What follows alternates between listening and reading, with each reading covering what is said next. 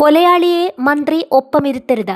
വാർത്താ സമ്മേളനത്തിൽ പ്രതിഷേധമുയർത്തി മാധ്യമപ്രവർത്തകർ.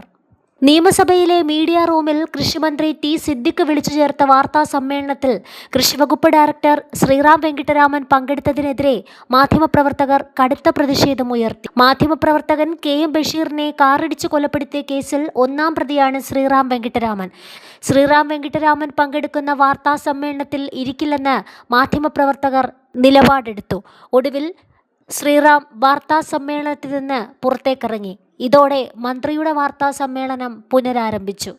മാധ്യമപ്രവർത്തകനെ വാഹനമിടിച്ച് കൊലപ്പെടുത്തിയ കേസ് ഏറെ കോളിളക്കമുണ്ടാക്കിയിരുന്നു. 2019 ഓഗസ്റ്റ് 3 പുലർച്ചെയാണ് ശ്രീറാം സഞ്ചരിച്ചിരുന്ന കാർ ഇടിച്ച് ജോലി കഴിഞ്ഞ് മടങ്ങിയ മാധ്യമപ്രവർത്തകനായ ബഷീർ മരിച്ചത്.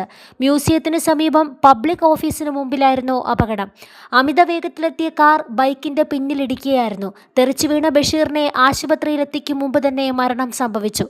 തുടക്കത്തിൽ പ്രതികളെ രക്ഷിക്കാൻ പോലീസ് ശ്രമിച്ചെന്ന് ആക്ഷേപമുയർന്നിരുന്നു. 24 മണിക്കൂർ വരെ രക്തസാമ്പിൾ ശേഖരിക്കാതിരുന്നതും ആക്ഷേപത്തിനിടയാക്കിയിരുന്നു. ശ്രീറാം അടക്കം കാറിലുണ്ടായിരുന്നവർ മദ്യപിച്ചിരുന്നതായി മൊഴിയുണ്ടായിരുന്നു. രണ്ടാം പ്രതിയായിരുന്ന വഫ ഫിറോസിനെ കോടതി കുറ്റപത്രത്തിൽ നിന്നും ഒഴിവാക്കിയിരുന്നു. തിരുവനന്തപുരം സ്വദേശിയായ വഫ ഫിറോസിന്റെ പേരിലുള്ളതായിരുന്നു ബഷീറിനെ ഇടിച്ച കാർ.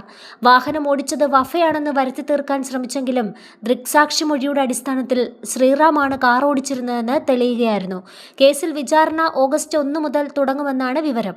ഇന്ത്യൻ ശിക്ഷാ നിയമത്തിലെ 279, 201, 304, മോട്ടോർ നിയമം 184 എന്നീ വകുപ്പുകൾ പ്രകാരമുള്ള കുറ്റമാണ് ചുമത്തിയത്.